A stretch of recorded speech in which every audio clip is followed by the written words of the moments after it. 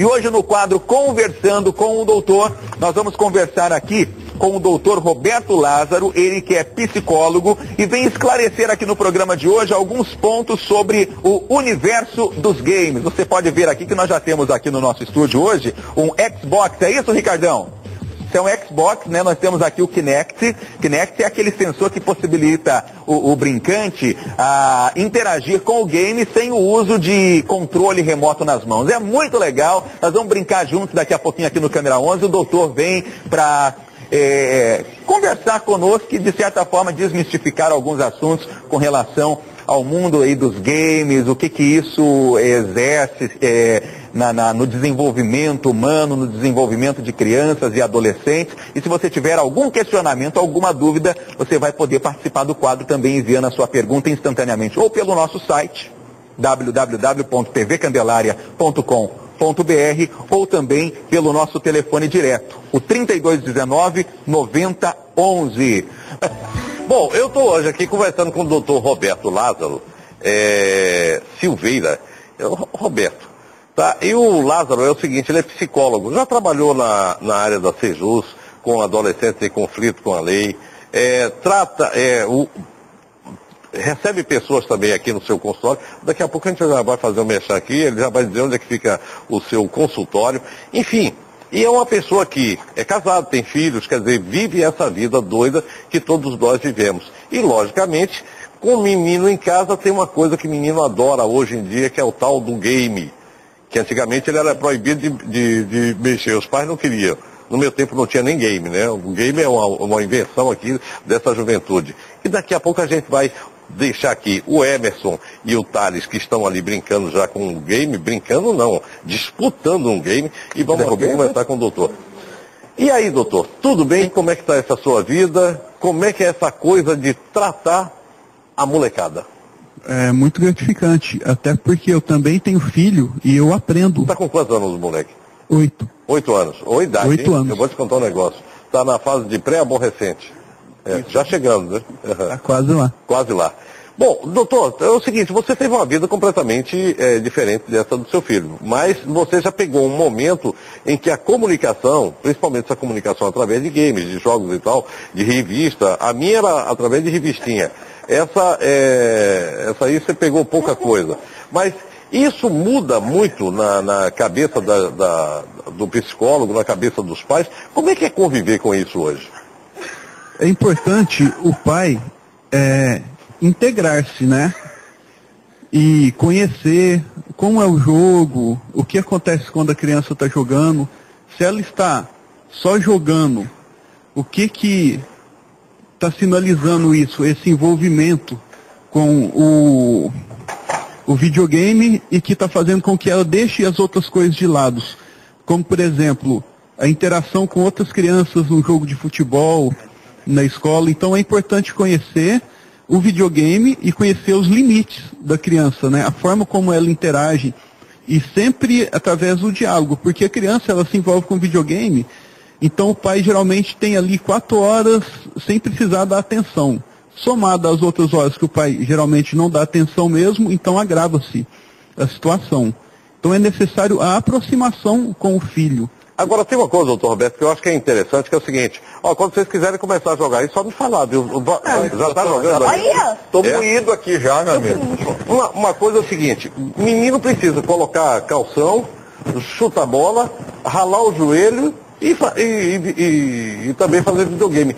Sem esquecer que tem tarefa de escola para cumprir essa coisa toda, né? Quer dizer, o pai é que tem que dar limite, me parece que é isso. Claro, inclusive segundo o Estatuto da Criança e do Adolescente, é dever do pai educar os filhos. Não arrumar uma válvula de escape, por exemplo, é fácil comprar um videogame, né? Às vezes custa um Xbox, vai pagar o quê? R$400 da Bolívia, a gente mora bem perto da Bolívia. Os Patrícios. Os Patrícios. Ela garantia sou eu, né? Ela garantia sou eu. E aí larga o moleque lá. E aí esquece. Aí isso se torna um fator que depois vai ser cobrado do pai na adolescência. E aí não se sabe por que o meu filho é desse jeito. Eu particularmente não atendo a criança, eu atendo os pais e a criança melhora. Pois é, eu queria que você explicasse exatamente como é que é isso aí assim. Eu, quando era garoto, apanhava porque fazia errado. Depois fiquei adulto, não podia bater porque é errado. Fiquei velho, já sou avô, aí diz, olha, você só estraga o neto. Quer dizer, minha geração é perdida mesmo? Que história é essa? A questão de bater é porque violência gera violência. Então, se a comunicação com meu filho é na base da pancada, quando ele estiver no colégio, ele vai se comunicar na base da pancada. Por exemplo, ele me contraria, eu desço a peia. Chega na escola, o coleguinha contraria a ele criança, vai descer a peia. Ele vai descer a peia, porque é a linguagem que se desenvolve dentro de casa. Aí depois ele vai apanhar mais ainda porque bateu no colega e foi suspenso. Roberto, vem cá, e a palmada na bunda do moleque quando ele ultrapassa o limite? É permitido? Eu vi aí uma história de lei da palmada que parece que vai sair aí. Pai não pode dar uma palmada na bunda do filho. É permitido? Dentro da psicologia você pode, de vez em quando, aplicar um corretivo desse, dar uma palmada na bunda do moleque? Dentro e fora da psicologia também. É claro que... Essa é ótima! É claro que é necessário observar o limite e o motivo. A criança tem que saber. Agora, no momento de nervosismo que o pai vai descarregar na criança uma tensão... Aí por é exemplo, agressão, né? Aí é agressão, porque ele recebeu do patrão porrada. Não física, mas mental. Então ele desconta... fisicamente na criança, isso que gerou essa discussão, né? Onde vai o limite da palmada? Mas não recomendo, pessoalmente eu não recomendo, eu recomendo o diálogo. Bom, a gente está vendo aí cenas do Emerson Lopes voltando a ser criança e do Thales tentando... Bom, o Thales vai matar ele ali assim. Só o fato do Emerson dar aquele... Bom, a criança sabe exatamente discernir o que é jogo do que é realidade? Claro, a criança sabe. Inclusive, se todos os jogos violentos fossem gerar um comportamento violento, eles seriam retirados do mercado. Uhum. Então, quer dizer, aquela história de luta, tem algum jogo de luta aí, Emerson, alguma coisa aí assim? Muda aí assim pra gente. No boxe, eu vi. Vai no boxe aí agora. A gente vai ficar nessa janelinha aqui assim, conversando, mostrando o Emerson e o Thales, e o jogo vai rolar aí assim. Pronto, começa lá. Eles sabem, eles têm a noção exata de que aquilo ali é ficção e de que não deve fazer aquilo. Enfim, como é que a criança e o adolescente entram nesse mundo e conseguem sair dele sem se contaminar? Olha, é claro que em tudo aquilo que você interage, sendo virtual ou real, existe a contaminação, que você chama da contaminação. Por exemplo, um experimento de crianças com aquele boneco João Bobo. Isso. Os que viram os adultos agredir o João Bobo, agrediram com muito mais força do que aquele grupo que não presenciou. Então, se a criança vê no videogame o personagem agredir com força, como dar o soco, né? No final mata, às vezes arranca a cabeça, como no caso do Mortal Kombat, com certeza quando ele for agredir, ele tem uma referência de como fazer. Então, existe sim a contaminação. Bom, o ideal seria fazer o seguinte, então, o próprio pai com os filhos jogarem e descobrirem a coisa lúdica do jogo, mas deixar separado que aquilo ali é jogo, só jogo, não tem nada a ver com a violência ou com aquilo que vai ser mostrado depois pela televisão, pelos programas, enfim, essa coisa toda. Me parece que é esse o caminho. Claro. No entanto, não tem como falar isso é só jogo e nunca vai acontecer na vida real. Você saiu do banco? Né? Temos o caso aí, a pessoa que joga Counter-Strike, um jogo bem conhecido, né? Não que eu tenha nada contra o jogo. Mas ensina a manusear uma arma, o nome das armas, né? O pessoal geralmente escolhe a pistola Glock. Então, na vida real, depois na fase adulta, ele vai ter essa referência, né? A pistola Glock na cabeça. Então vai querer comprar uma Glock. Então, o que eu penso? O necessário é medir a intensidade. Até quando isso está influenciando o comportamento do meu filho, ou o quanto esse videogame está roubando a oportunidade do meu filho aprender, por exemplo, tocar um instrumento musical. Por que eu vou colocar ele na aula de música? Porque eu tenho que me deslocar no trânsito igual Porto Velho e levá-lo até o outro lado da cidade. O videogame está dentro da minha casa, então contrata um professor de música e traz para dentro de casa. Isso é importante, é dosar o quanto o videogame está tirando a oportunidade da criança interagir com os pais e aprender coisas novas. Agora, o videogame em si é uma coisa boa, né? É uma boa ferramenta. Você me responde já. Sabe por quê? Porque na hora que a gente fala nessas coisas aqui assim, de que a gente precisa dosar, tem coisa que a gente não pode. Tem coisa que a gente tem que falar para todo mundo. Por exemplo, Quando a gente fala de Móveis Colombo, a gente está levando até você todas as possibilidades. Gente do céu, Emerson, olha só, rapaz, o cara vira criança de novo. Eu vou te contar uma coisa. E ele aceita, interessante que essa história de que, olha, tem hora para fazer tal coisa, ele é um bom aluno, sabe da hora que tem que estar dedicado à tarefa, ao esporte físico, inclusive joga tênis. Quer dizer, tudo isso aí assim faz parte da sua própria vida. E é somente então uma questão de limite, né? Olha, você pode até aqui não pode. Acho que a autoridade nessa história, né? Claro, limite e também uma questão de aproximação. Você tem que se aproximar do seu filho para saber, como eu já disse, o real motivo que está fazendo com que ele fique horas ali. Se está faltando algo depois na vida dele. Porque por mais que ele se interaja com outro coleguinha para jogar videogame, é em função do jogo, que é virtual. Mas pode ser uma oportunidade para estar praticando, por exemplo, na escolinha de futebol. A gente sabe que tem alguma escolinha de futebol aqui em Porto Velho, né, interessante para matricular. É o pai observar o que o filho está gostando no videogame e o quanto é possível passar para a realidade. Né? Se está lutando muito, quem sabe pode ser um bom lutador, né, no joguinho de luta. Porque ninguém vai se gratificar tanto depois jogando videogame em público, por exemplo.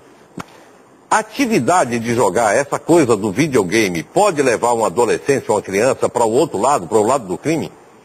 Olha, eu acredito que não necessariamente. No entanto, se a criança partir para o lado do crime, ela possivelmente vai ter algumas informações do que ela adquiriu no jogo.